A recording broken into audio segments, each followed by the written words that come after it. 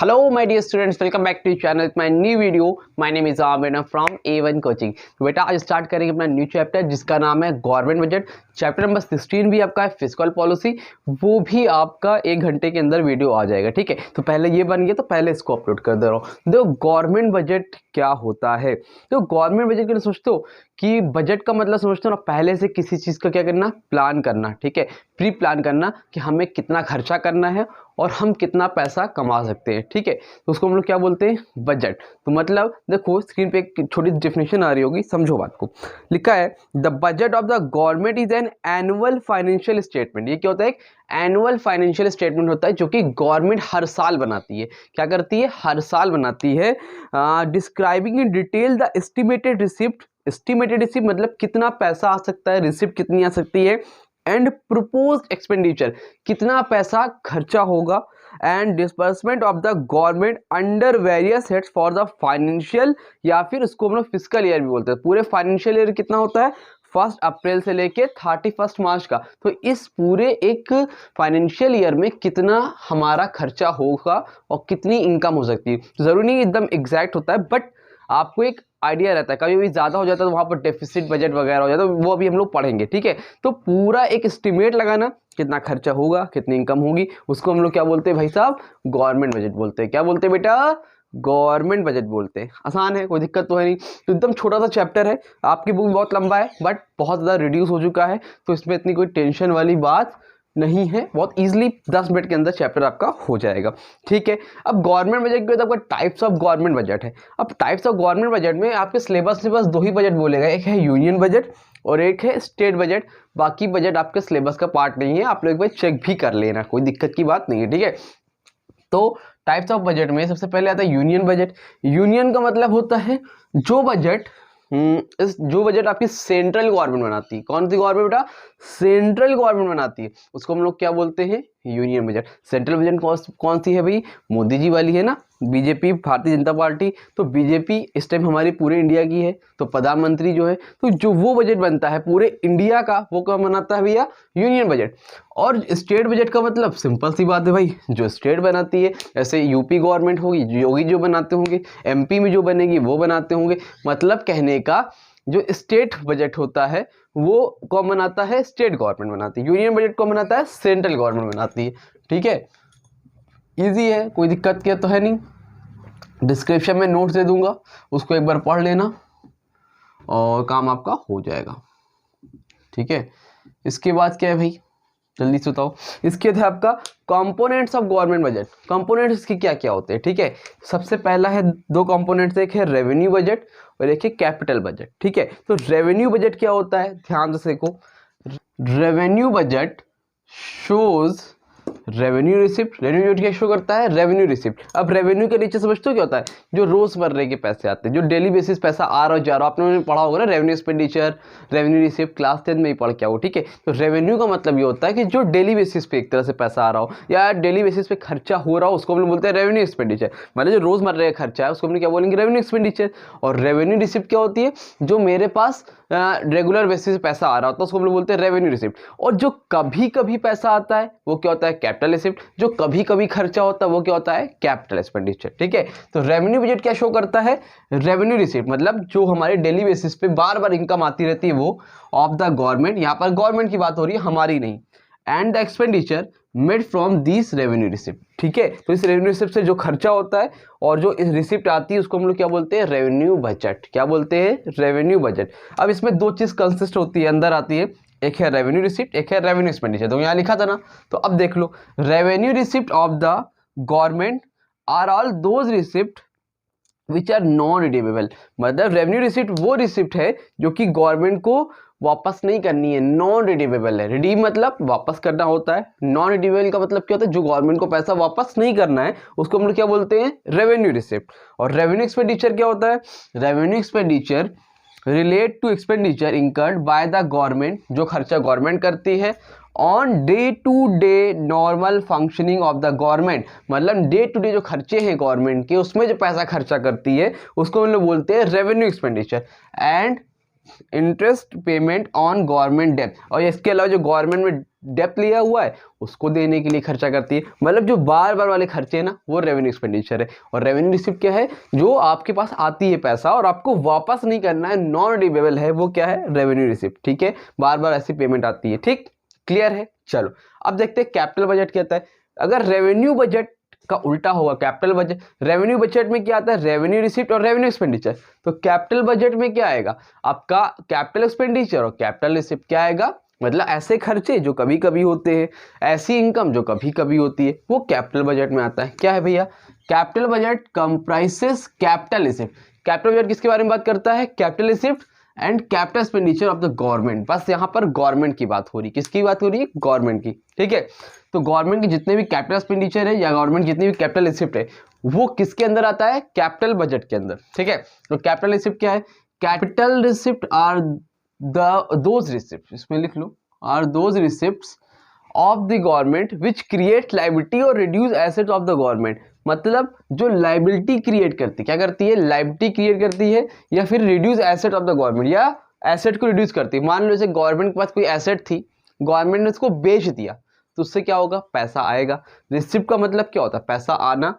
Capital receipt का मतलब क्या होता है, पैसा कभी कभी आना। तो गवर्नमेंट एसेट रोज रोज थोड़ी ना बेचेगी, कभी कभी बेचेगी, जो कभी कभी बेचेगी तो पैसा आएगा। अच्छा, क्रिएट लाइबिलिटी क्रिएट हो गई, गवर्नमेंट ने दूसरी कंट्री से लोन ले लिया या किसी से भी लोन ले लिया, तो बार बार लोन थोड़ी लेगी, कभी कभी लेगी, तो जिससे लाइबिलिटी क्रिएट हो रही है, भाई पैसा वापस तो करना पड़ेगा ना। तो जब लाइबिलिटी क्रिएट हो या एसेट रिड्यूस हो, भाई एसेट बेचा तो पैसा आया, लेकिन एसेट तो कब हुआ ना, तो ऐसे भी क्या होगा, उसको क्या बोले हम लोग, कैपिटल रिसिप्ट। ठीक, कैपिटल रिसिप्ट के बाद capital expenditure. Capital expenditure are those expenditure of the government which lead to creation of physical and financial assets और रिड्यूस ऑफ फाइनेंशियल लाइबिलिटीज। मतलब ऐसा खर्चा जिससे कोई एसेट क्रिएट हो, यहाँ पे एसेट बेचा था तो पैसा आया था, यहाँ पर कभी एसेट खरीद लिया, कोई वेपन्स खरीद लिए, हथियार वगैरह खरीद लिए, या कुछ भी ऐसा खरीद लिया गवर्नमेंट ने जहाँ पर खर्चा हुआ। रोज तो हथियार खरीदेंगे नहीं, कैपिटल एक्सपेंडिचर। और ऐसी चीज से आपने लोन चुका दिया, अब लोन बार बार चुकाते नहीं, एक बार में पैसा दे दिया, फुर्सत हो गई, तो वो क्या है, रिड्यूस करता है लाइबिलिटी को। जब लाइबिलिटी बढ़ेगी तो कैपिटल रिसिप्ट, जब लाइबिलिटी घटेगी तो कैपिटल एक्सपेंडिचर। समझ में आया कि नहीं आया, उम्मीद करता हूँ यहाँ तक अच्छे से समझ में आ गया होगा। स्क्रीनशॉट लो बेटा यहाँ तक, उसके बाद मैं आप लोगों को आगे बताता हूँ कि आगे इस चैप्टर में आपको क्या करना है। जल्दी से स्क्रीनशॉट लो। हाँ तो बेटा चलो जल्दी से अब आगे बढ़ते हैं और देखते हैं कि टाइप्स ऑफ बजट डेफिसिट क्या होता है। ठीक है, तो बजट डेफिसिट से पहले एक चीज देखो कि ये डेफिसिट का मतलब क्या होता है। डेफिसिट का मतलब होता है नुकसान। क्या होता है, नुकसान, घाटा हो जाना। ठीक है, तो कितने तरह के डेफिसिट नुकसान होते हैं गवर्नमेंट को। देखो गवर्नमेंट क्या करती है, बजट बनाती है। अब कभी कभी क्या होता है कि जितना कि बजट ये बनाती है, कुछ पैसा आएगा कुछ पैसा जाएगा, जाहिर सी बात है। तो जब रिसिप्ट आती है, पैसा आता है, और एक्सपेंडिचर खर्चा होता है। ठीक है, तो जब रिसिप्ट यानी पैसा आना, एक्सपेंडिचर यानी पैसा खर्च करना, दोनों इक्वल होता है, उसको हम लोग क्या बोलते हैं बेटा, बैलेंस बजट। क्या बोलते हैं, बैलेंस बजट। ठीक है, दूसरा है डेफिसिट बजट। डेफिसिट मतलब नुकसान होना, घाटना। जब रिसिप्ट आपकी कम हो एक्सपेंडिचर से, जब एक्सपेंडिचर खर्चे ज़्यादा हो गवर्नमेंट के और रिसिप्ट कम हो, उसको हम लोग बोलते हैं डेफिसिट बजट। ठीक है, और सरप्लस का मतलब होता है प्रॉफिट, जब रिसिप्ट ज़्यादा हो और एक्सपेंडिचर कम हो। ठीक है, अगर कोई मीनिंग भी पूछ ले तो उसको बना के लिख के आ सकते हो। ठीक है, जब when receipt and expenditure are equal then it will be called balance budget. ठीक है, जब when expenditure is more than receipt then it will be called deficit budget. When receipt is more than compare to expenditure then it is called surplus budget. तो जब receipt ज्यादा होगी expenditure तो उसको हम लोग क्या बोलेंगे, सरप्लस बजट। ठीक है, अब ध्यान से देखो जो हमें मेन पढ़ना है टॉपिक्स में वो है डेफिसिट। डेफिसिट मतलब घाटा। कब होता है भाई, जब हमारा एक्सपेंडिचर ज्यादा हो जाए और रिसिप्ट कम हो जाए, हमारे मतलब गवर्नमेंट के, तो वहां पर डेफिसिट बजट हो जाता है। तो अभी डेफिसिट बजट जो है 3 तरह के होते हैं, इनको बोला इन्होंने रेवेन्यू डेफिसिट, दूसरा है फिस्कल डेफिसिट, और तीसरा है बेटा प्राइमरी डेफिसिट। तो पहले ये दोनों देखो, तीसरा फिर बताता हूँ। ठीक है, तो बहुत ज़्यादा इंपॉर्टेंट क्वेश्चन है, मोस्ट इंपॉर्टेंट क्वेश्चन है, 2 साल में एक बार आ ही जाता है ये, तो इसको ध्यान से देख के जाना। इसकी मीनिंग, इसकी जो फॉर्मूला है वो, और इसके इम्प्लीकेशन लॉन्ग में आता है, लिख के आना, फुल मार्क्स मिलेगा 6 नंबर के क्वेश्चन में। ठीक है, तो देखो रेवेन्यू डेफिसिट होता क्या है। Revenue deficit equal to revenue expenditure minus revenue receipt. जब रेवेन्यू समझते हो ना, जो रोजमर्रा के खर्चे होते हैं, रोजमर्रा इनकम होती है, तो जब रेवेन्यू एक्सपेंडिचर ज्यादा हो जाए रेवेन्यू रिसिप्ट से, हमारी डेली बेसिस की इनकम कम होए लेकिन हमारे जो खर्चे हैं वो क्या है, ज्यादा है। गवर्नमेंट के डेली बेसिस खर्चे ज्यादा है day to day, but revenue receipt क्या है, हमारी कम है। तो ऐसी कंडीशन में क्या होता है, रेवेन्यू डेफिसिट। इसी चीज को इन्होंने डिफरेंशियल में लिखा है। Revenue deficit refers to the excess of revenue expenditure. मतलब रेवेन्यू एक्सपेंडिचर क्या हो गया, एक्सेस हो गया है of the government over its revenue receipt. किससे भैया, इसकी रेवेन्यू रिसिप्ट के कंपेयर में क्या हो गया है, रेवेन्यू एक्सपेंडिचर ज्यादा हो गया है। समझ में आ रही बात। तो इसी फॉर्मूले को अपने ओन वर्ड्स में भी लिख सकते हो, when revenue expenditure excess to revenue receipt then it is called revenue deficit. Clear है। अब इसके इम्प्लीकेशन क्या होते हैं, अगर रेवेन्यू डेफिसिट हो जाए गवर्नमेंट को तो उसके इम्प्लीकेशन क्या होते हैं, क्या क्या फर्क पड़ता है। देखो यही 3 पॉइंट याद कर लो, यही लिख के जाना, बुक में बहुत बड़ा बड़ा लिखा हुआ है, ठीक है। Number 1, revenue deficit indicates the government current financial status. तो रेवेन्यू डेफिसिट से हमें पहला तो जो मालूम चलता है वो ये है कि ये इंडिकेट करता है गवर्नमेंट की करेंट फाइनेंशियल स्टेटस क्या है, अच्छी है बुरी है, करंट फाइनेंशियल कंडीशन गवर्नमेंट की क्या है। ऐसा तो नहीं है कि गवर्नमेंट को डे टू डे खर्चे करने के लिए लोन लेना पड़ रहा है, ठीक है। Number 2, highest boring put pressure on revenue expenditure in the form of interest payment, ठीक है। तो हाईएस्ट बोरिंग प्रेशर होता है किसके ऊपर, रेवेन्यू एक्सपेंडिचर की वजह से, in the form of interest payment. जब गवर्नमेंट को रेवेन्यू एक्सपेंड हो जाता है तो गवर्नमेंट लोन लेगी तो उस पर इंटरेस्ट पेमेंट करेगी, तो हाईएस्ट बोरिंग प्रेशर हो जाता है। नंबर 3 मालूम चलता है हमें, high level of revenue deficit it causes inflationary pressure in the economy. अगर हाई लेवल ज़्यादा हो जाएगा रेवेन्यू डेफिसिट तो वहाँ पर क्या होगा, इन्फ्लेशनरी प्रेशर देखने को मिलेगा, यानी कि महंगाई बढ़ जाएगी, ठीक है। Number 2, fiscal deficit. इसका फॉर्मूला आता है fiscal deficit equal to total budgetary expenditure minus revenue receipt minus capital asset. मतलब फिस्कल डेफिसिट का मतलब है कि आपने साल भर का प्लान बनाया, टोटल बजटरी एक्सपेंडिचर हम इतना खर्चा करेंगे। अब इनकम 2 आती है, कैपिटल रिसिप्ट रेवेन्यू रिसिप्ट, दोनों को मिलाकर भी आपका खर्चा ज़्यादा है।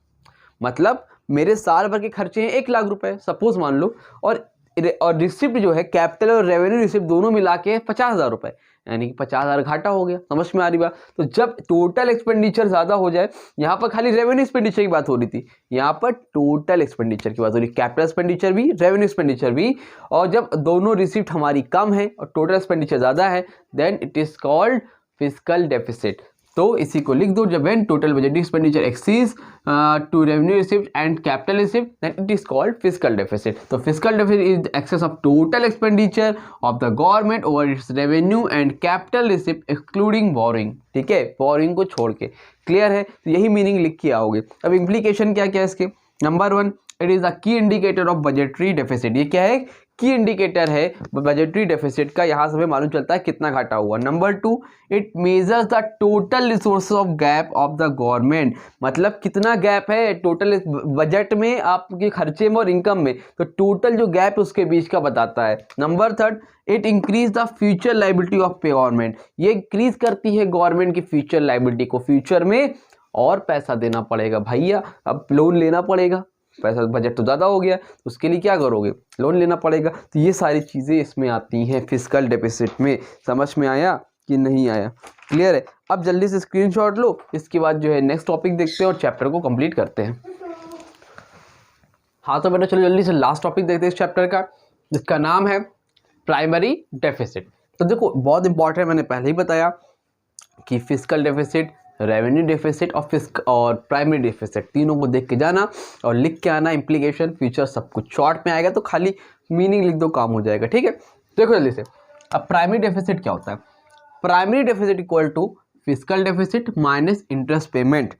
मतलब कितना फिस्कल डेफिसिट है टोटल, उसमें इंटरेस्ट पेमेंट आप कितना दे रहे हो, ठीक है, उसको माइनस करने के बाद जो आता है वो प्राइमरी डेफिसिट होता है। मतलब primary deficit refers to the difference between fiscal deficit and interest payment। Fiscal deficit और इंटरेस्ट पेमेंट के बीच में जो डिफरेंस होता है bye the government on it's boring, इसको हम लोग क्या बोलते हैं बेटा, प्राइमरी डेफिसिट। इम्प्लीकेशन क्या है इसका, primary deficit indicate the real position of the government. Primary deficit क्या इंडिकेट करता है, रियल पोजीशन बताता है बेटा किसकी, गवर्नमेंट की।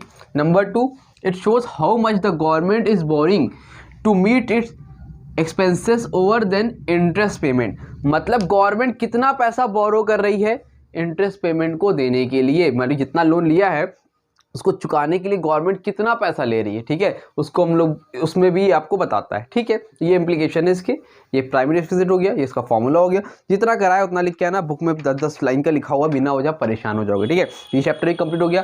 10 डेज स्ट्रेटजी को फॉलो करो। 10 डेज बोला था, थोड़ा सा 2-4 दिन ज़्यादा हो गया, बट आपकी वीडियोस जितने भी 20 चैप्टर तक हैं, मे बी आज से कल तक मैं पूरे कर दूंगा। 20 तक नेशनल इनकम सब सिखा दूंगा। समझ में आ रही बात? टेंशन मत लेना। और थोड़ा सा लेट हो गया उसके लिए सॉरी, क्योंकि कुछ प्रॉब्लम्स हैं जो कि मैं दिक्कत चल रही है, इसलिए नहीं हो पा रहा है रेगुलर, बट कोशिश करूँगा आज से रेगुलर रहे और आपको कोई दिक्कत ना होने पाए, ठीक है। तो अच्छे से पढ़ो, कोई डाउट रह जाता है तो कमेंट सेक्शन में इंस्टाग्राम में कॉन्टैक्ट कर लेना। मिलते हैं न्यू वीडियो में, तब तक के लिए थैंक यू सो मच।